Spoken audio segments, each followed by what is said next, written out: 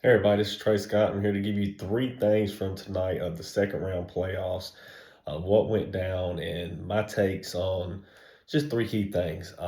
First, let's start off with the teams that are eliminated from the playoffs. North Lenoir boys and girls are finished. They had a good season. Both have a lot coming back next year, especially the girls have a lot coming back next year, a lot to look forward to. South Lenoir lost the Northeastern, very good team, number three seed. They went down there and fought. They had chances to win, but Northeastern just ran away with it. Very, very, very excited for this team. Gavin Brock, Jalen Mills, and you never know what else might can join them coming up. Um, Last one, Greene Central. Greene Central lost to West Bladen. They were ahead at some points of the game. They led 19-11 in the first quarter, but they couldn't hold on. Lost to a good West Bladen team, and so for my first take is the season's over for these guys. One question about a couple of these teams is how good will South Lenoir be next year? Gavin Brock's really good. Jalen Mills is really, really good. There's a lot of other key pieces to plug in there. The North Lenoir girls, how good would they be? Almost everybody's coming back. A couple of seniors leaving, but all the key players are coming back. And the last question that's still my first take is how good could Greene Central could have been if Mez Coppedge never left? I felt like that's what they were missing all season was that guy, that bucket, that guy that was going to go get them the bucket when they needed it. And Mez was 6'3", 6'4" guy that could do everything. So, but that's a lot of ifs and coulds. Those guys' seasons are over. Let's go ahead and get to take two. Take two, Kinston girls. They did what they're supposed to do. Last year in the first round, they got early exit. First game, even though they won 20 games, got in the playoffs and got booted out. This year, held Whiteville 60-12. Held Whiteville to 12 points.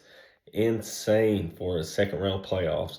So it looks like they're a real deal. It looks like they got them locked in. It looks like they learned a lesson from the first round exit last year. Looks like, they're really, really ready to make that run. And they got to get back to Goldsboro. Don't get me wrong. It's one win at a time. Each round, they got to beat each team. But everybody's looking at the end of the Goldsboro Kinston rematch and regionals. That's what we're looking for right now. There's my take two. The Kinston girls are balling. Good luck to them. Hope they keep winning. They play Saturday. The other side, take three. Kinston High boys barely won. 1-1 against 15 seed against Whiteville. Look, I'm going to put it out there. Win's a win. Tonight was the night they were supposed to lose. It was a trap game. Going against 15 seed home Thursday night, hardly nobody there. This was the game where your season ends because you weren't ready and you were overlooking. But they played good enough to win.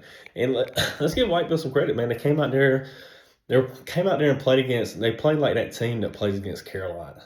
Every time Carolina plays against a mid team and they shoot the lights out. That was Whiteville. They were shooting the lights out. They were hitting shots. They were hitting big time shots. And shout out to Kinston. Keyshawn had an okay game. Jamarion, okay game. But Genesis Wiggins, 23 points, held it down. I think he's third in scoring, but when you got the third leading scorer on your team dropping 23 and pulling you through, he had a big dunk, he had big blocks had big steals, and he was knocking down from the three ball. Talked to him and Tendo after the game. Both of them said practice has been intense this week. They've really been going at it. I understand Coach Tendo's probably not happy right now because it's a 1-point win. They need to be winning by large amounts. They're 2 or 3 seeds. They need to be winning big. But win's a win. They get to advance. They play. It's not Wallace, I'm going mind brain right now. Wallace is who the girls play. The boys play West Bladen, who beat Greene Central, so that's going to be good. I think it's a good matchup for them, but they got to come out and play. West Bladen's going to have shooters. They're going to have scorers. They're going to be able to hoop. But I got Kinston winning. That's my early prediction. That's my take three. Follow me on YouTube. Give me a like, give me a share, give me a comment. I'm trying to get YouTube going. This is Trey Scott with 3 takes.